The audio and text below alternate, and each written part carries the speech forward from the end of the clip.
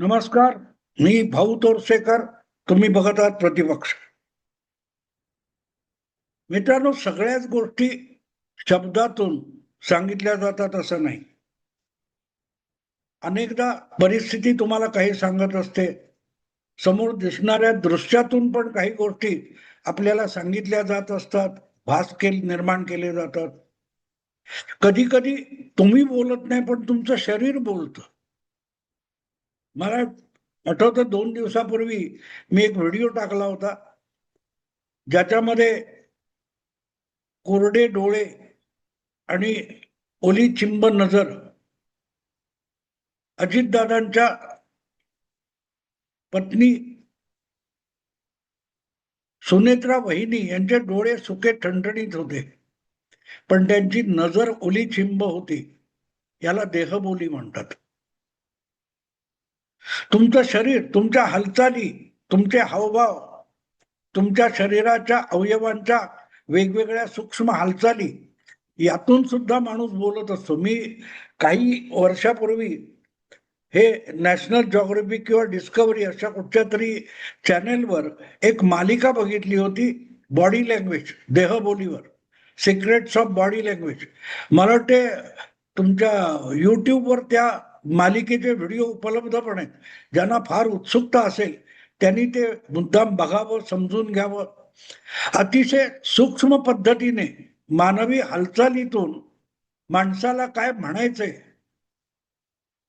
काय सांगायचंय, हे शब्दाशिवाय व्यक्त होतं. हे या मालिकेमधून खूप छान समजावलेलं होतं. आणि म्हणून अनेकदा विश्लेषकांच्या तोंडात हा शब्द येतो की त्याची बॉडी लँग्वेज बघा, त्याची देहबोली बघा. कारण जे शब्द बोलले जातात ते खरोखरच त्याच्या मनात असतात, की तो बोलत एक असतो आणि मनात दुसरं असतं. बोटात एक, ओठात एक असं जे म्हटलं जातं ते तुम्हाला कळतं. आणि म्हणून बातमी देताना सुद्धा जो जागरूक पत्रकार असतो त्याने या सगळ्या हालचाली आणि शब्द यांचा मिलाप करून बातमी सांगावी लागते, समजावी लागते. अजितदादांच्या अपघाती मृत्यूनंतर आणि त्यांच्या अंत्यविधीपर्यंत जो घटनाक्रम आहे, तो घटनाक्रम किती लोकांनी समजून घेण्याचा प्रयत्न केला हे मला माहिती नाही. पण या निमित्ताने येणाऱ्या ज्या असंख्य बातम्या आहेत, प्रत्येक जण आपल्याला जसजसं काही दिसतंय, वाटतंय ते सांगण्याचा आणि समजावण्याचा प्रयत्न करतोय. एक बातमी अशी आली की शरद पवारांच्या गटाचे खासदार अमोल कोल्हे यांनी असं म्हटलंय की एकदा दोन्ही राष्ट्रवादी काँग्रेस पक्षांचं विलिनीकरण व्हावं, एकच पक्ष व्हावा, हीच अजितदादांची शेवटची इच्छा होती किंवा प्रमुख इच्छा होती. जाण्यापूर्वी ते त्यासाठी प्रयत्नशील होते आणि त्यासाठी अनेक वाटाघाटी झाल्या होत्या. अगदी तारीख पण जवळजवळ ठरली होती. पण आता अजितदादा नाही आहेत, अजितदादा नाही. आणि अशा वेळेला अवघे 2 दिवस उलटलेले नाहीत अपघाताला. अशा वेळी अजितदादांचे निकटवर्ती सोबती, ज्यांनी शरद पवारांच्या विरोधात बंड करण्यासाठी अजितदादांना सर्वथैव मदत केली, अजितदादांच्या हाती आपल्या काकांचा पक्ष ओढून आणण्यात जे जे लोक पुढे होते, प्रफुल्ल पटेल असतील, सुनील तटकरे असतील, छगन भुजबळ असतील वगैरे, धनंजय मुंडे वगैरे, हे सगळेच्या सगळे अजितदादा गटाचे नेते अचानक उठले आणि 2 दिवस उलटले असताना थेट वर्षा बंगल्यावर मुख्यमंत्री देवेंद्र फडणवीस यांना भेटायला गेले होते. कारण सरळ आहे, अजितदादा म्हणजे एका कुटुंबाचा प्रमुख किंवा पिता किंवा पती इथपर्यंत मर्यादित नव्हता. जो माणूस दिवंगत झाला आहे तो एका राज्याचा उपमुख्यमंत्री होता, काही मंत्रीपद सांभाळत होता, मंत्रालय, एका पक्षाचा सर्वोच्च नेता होता. आणि त्यामुळे त्याच्या या विविध जबाबदाऱ्या आहेत. त्या जबाबदाऱ्यांचं भवितव्य काय, पुढल्या काळात त्या जबाबदाऱ्या कोण कशा पार पाडणार आहे याची चर्चा स्वाभाविक आहे. आणि म्हणूनच माध्यमातून याची चर्चा हळूहळू करत दबल्या आवाजात का होईना सुरू झाली होती. जणू काय ते अंत्यविधी उरकेपर्यंत सगळे थांबलेले होते. औपचारिकता ही अंत्यविधी उरकण्यापर्यंत असते, ही गोष्ट वस्तुस्थिती आहे. जनतेसाठी सरकारने 3 दिवसाचा दुखवटा जाहीर केलेला आहे, पण तो दुखवटा पूर्ण होईपर्यंत सुद्धा राजकारण थांबायला तयार नसतं. कारण राजकारण हे अतिशय प्रतिस्पर्धी असतं. कोण पुढे जातो याची घाई सगळ्यांना लागलेली असते. आणि म्हणून दुखवट्याचा काळ सुद्धा पूर्ण होण्याच्या आधी राजकीय हालचाली सुरू झालेल्या आहेत आणि प्रामुख्याने अजितदादांच्या गटाकडून हालचाली सुरू झाल्या. मी राष्ट्रवादी अजितदादा गट असं म्हणत नाही, मी फक्त राष्ट्रवादी अजितदादा म्हणजे अजितदादांच्या गोटातून आणि गटातून. तसं दबल्या आवाजात चर्चा सुरू झाली होती. आता सगळी जबाबदारी जशी त्या काळात सोनिया गांधींनी घ्यावी यासाठी काँग्रेसचे अनेक नेते प्रयत्नशील होते, पण आपल्या मुलांकडे लक्ष देत सोनिया गांधींनी ती जबाबदारी नाकारली होती. म्हणून नेतृत्व हे नरसिंहरावांकडे गेलं, त्यांच्याकडून सीताराम केसरींकडे आलं वगैरे वगैरे. हा संदर्भ सुद्धा दिला गेला. अगदी जितक्या सुनेत्रा वहिनी अननुभवी आहेत राजकारणात, तितक्या सोनिया गांधी सुद्धा राजकारणापासून अलिप्त होत्या. ही आठवण करून दिली जाते की आता अजितदादांकडे जो अधिकृत राष्ट्रवादी काँग्रेस पक्ष आहे, त्याचे सगळे निर्णय घेण्याची अंतिम जबाबदारी ही सुनेत्रा वहिनींकडे सोपवली पाहिजे. अशी जी दबल्या आवाजात चर्चा सुरू झाली, त्यातून मग हालचाली वाढल्या. पण मी जो सुरुवातीला देहबोलीचा एक विषय सांगितला तुम्हाला, तो सुद्धा या अस्वस्थतेला चालना देणारा असू शकतो.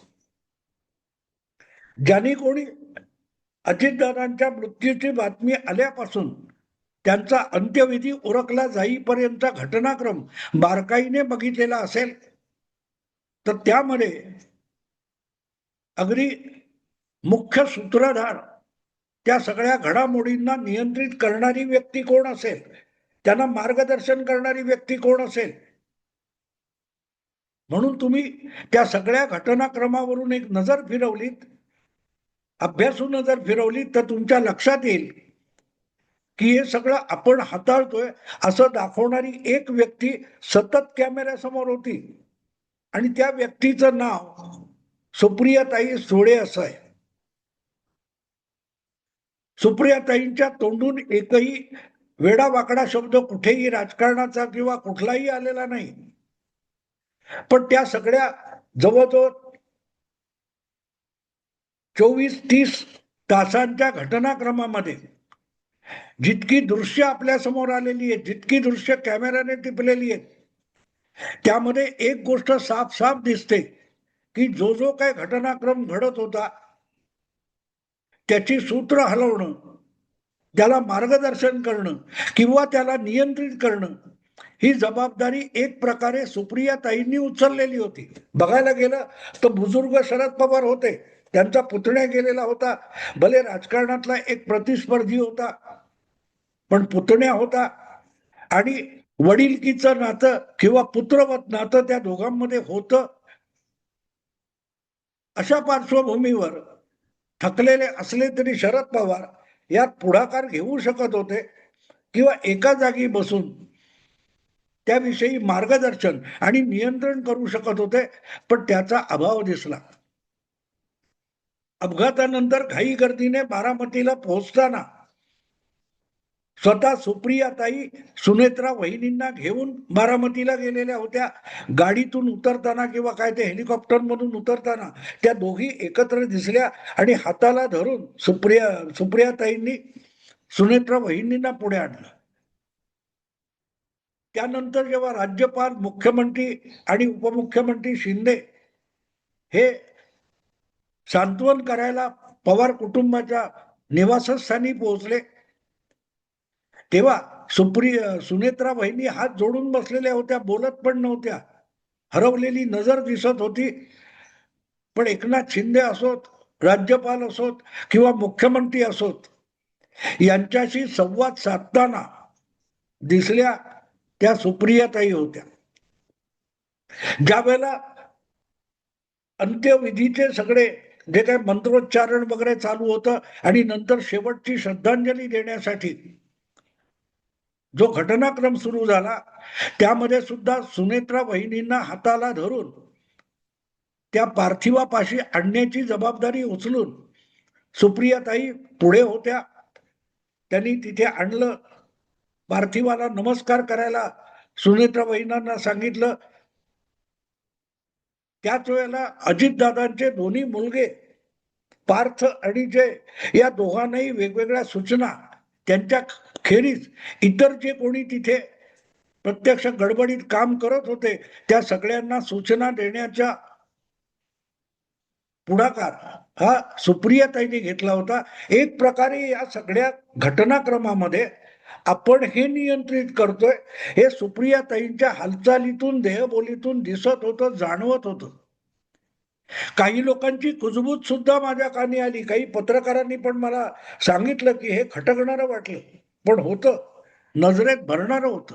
बघायला गेलं तर बालपणापासून सुप्रियाताई दादा दादा म्हणून अजितदादांच्या सोबत वाढलेले आहेत. इतरांना जे दुःख झालं ते सुप्रियाताईंना झालेलं नाही का? झालेलं आहे. पहिल्या फटक्यात ज्या बातमी आल्यानंतर त्या जेव्हा बारामतीत पोहोचल्या तेवढ्या जितक्या डबडबलेल्या डोळ्यांनी आपल्याला सुनेत्रा वहिनी दिसतात तितकंच डोळे पुसताना सुप्रियाताई सुद्धा दिसत होत्या.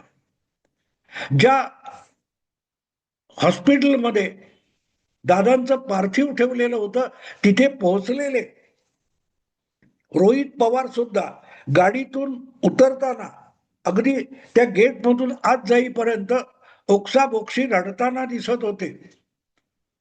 पण तेव्हा तेवढा भावनांचा उद्रेक, कल्लोळ सुप्रियाताईंमध्ये दिसला नाही.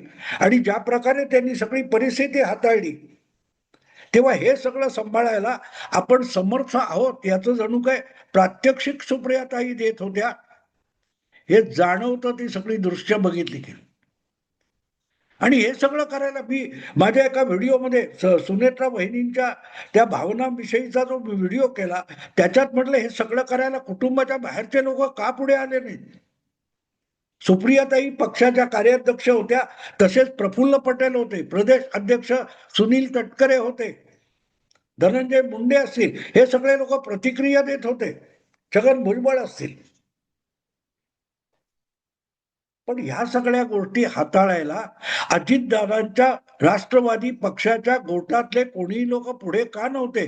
ठीक आहे, विषय कौटुंबिक आहे, पण अशा वेळेला कुटुंब दुःखात असतं आणि ह्या सगळ्या जबाबदाऱ्या उचलून पुढाकार घेणारा कोणतरी निकटवर्तीय, परिचित किंवा तसा तुलनेने दूरचा कुटुंबाबाहेरचा नातलग असतो, हे करायला कोणी नव्हता. आणि ती एक प्रकारे ती जबाबदारी ज्या दिवशी हे घडलं त्या दिवशी रात्री परत एकदा पार्थिव हॉस्पिटलमध्ये ठेवायचं होतं, त्याविषयी जमलेल्या गर्दीला सूचना देण्याची जबाबदारी सुद्धा सुप्रियाताईंनी पार पाडली. आणि या सगळ्या गोष्टी करताना सुप्रियाताई ज्या अधिकारवाणीने, अथॉरिटीने बोलत वागत होत्या, ती जी देहबोली होती, ती देहबोली अंत्यविधी संपल्यानंतर हळूहळू ती दृश्य अजितदादांच्या गोटातले, अजितदादांचे निकटवर्तीय बंडामध्ये त्यांना अगदी पूर्ण ताकदीने मदत करणारे जे होते त्यांना अस्वस्थ करून गेली का? सुप्रियाताई ज्या अधिकारवाणीने त्या सगळ्या घटनाक्रमात वावरत होत्या, त्यामुळे अजितदादांचे बंडातले सगळे निकटवर्तीय अस्वस्थ झालेत का असा प्रश्न पडतो, मला तरी पडलेला आहे. कारण तीच सगळी मंडळी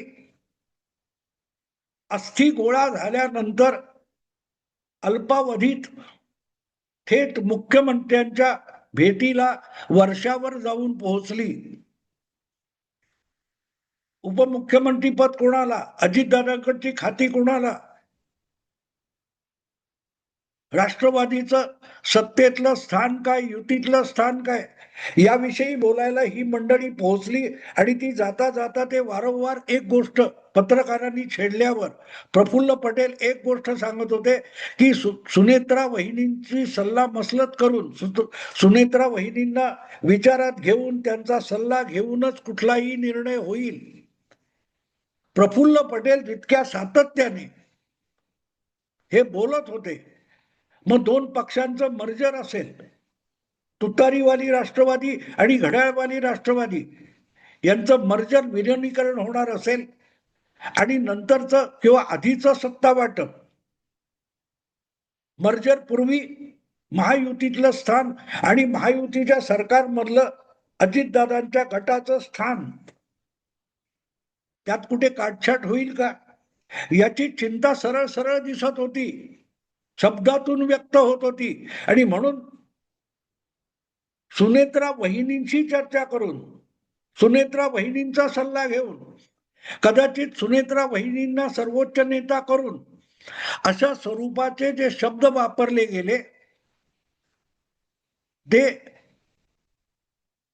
राष्ट्रवादीच्या दोन गोटांमध्ये मर्जर पूर्वी, विलिनीकरणापूर्वी जी सत्ता स्पर्धा आत्तापासून सुरू झालेली आहे त्याचं प्रतीक आहे असं म्हणायला काहीही हरकत नाही. काही हरकत नाही. आणि मग त्याची कारण मीमांसा करताना किंवा कारण शोधताना माझ्या लक्षात आलं की एवढं या लोकांनी अस्वस्थ व्हायचं कारण काय. प्रफुल्ल पटेल, तटकरे असतील किंवा जे कोणी असतील, यापैकी कोणीही त्या सगळ्या अंत्यविधी सोहळ्यामध्ये पुढे नव्हते किंवा त्यांना मागे ठेवलं गेलं का. आणि ज्या प्रकारे मागे ठेवून कौटुंबिक सोहळा म्हणून किंवा कौटुंबिक काय ते औपचारिकता म्हणून सुप्रियाताईंनी पुढाकार घेतला असेल तर त्यात वावगं काहीच नव्हतं. पण आपल्याला जाणीवपूर्वक यापासून बाजूला ठेवलं गेलं. या जबाबदाऱ्या आपण सहजगत्या पार पाडू शकलो असतो, पण आपल्याला ठरवून बाजूला ठेवलं जातंय का. आणि सगळीच्या सगळी सूत्र वरिष्ठ म्हणून, बुजुर्ग म्हणून शरद पवारांच्या हाती जातील आणि शरद पवारांच्या नावाने सूत्र सुप्रियाताई हलवतील. आणि तसं झालं तर आपला परस्पर काटा काढला जाईल, अशा भीतीने ही सगळी मंडळी ही विना विलंब जवळजवळ काय म्हणाल तुम्ही 48-50 तासाच्या आत मुख्यमंत्र्यांकडे राजकीय चर्चा करायला गेली, विचार विनिमय करायला गेली. तेव्हा त्याचं कारण 24 तासाच्या घटनाक्रमामध्ये 24-30 तास असतील ते सुप्रियाताईंच्या ज्या हालचाली होत्या, वर्तन होतं, आचरण होतं, वागणं होतं, त्यामुळे या सगळ्या अजितदादांच्या विश्वासू लोकांना अस्थिर आणि असहज केलेला आहे का, अस्वस्थ केलेला आहे का, असा प्रश्न पडतो. आणि मला तरी पडलेला आहे, मला तरी पडलेला आहे. कारण आपोआपच यापैकी कोणाची बिशात नाही शरद पवारांसमोर उलट बोलण्याची. पण शरद पवारांना पुढे करून सुप्रियाताई आपला राजकीय खेळ पुढे करायला बघतायत का, साधून घ्यायला बघतायत का, आपले डाव खेळतायत का, ही शंका मात्र अशा सगळ्या अजितदादांच्या निकटवर्तीयांना अस्वस्थ करायला पुरेशा आहेत, यात शंका नाही. अजूनही तिथे नेमकं मुख्यमंत्र्यांना भेटून या लोकांनी काय बोललेत, काय झालं, याची बाहेर खबर आलेली नाही. पण मला असं वाटतं की यात कुठलाही शब्द कोणाकडूनही साफ बोलला गेलेला नसला तरी अजितदादांच्या अपघाती मृत्यूपासून त्यांच्या अंत्यविधीचा सोहळा पार पाडला जाईपर्यंत सुप्रियाताईंचं जे वर्तन होतं, देहबोली होती, त्यांनी या लोकांना अस्वस्थ केलंय, याविषयी माझ्या मनात शंका नाही. बघू काय होतं ते. आत्ता थांबतो. आवडलं लाईक करा, शेअर करा आणि प्रतिपक्षाला सबस्क्राईब करा. नमस्कार.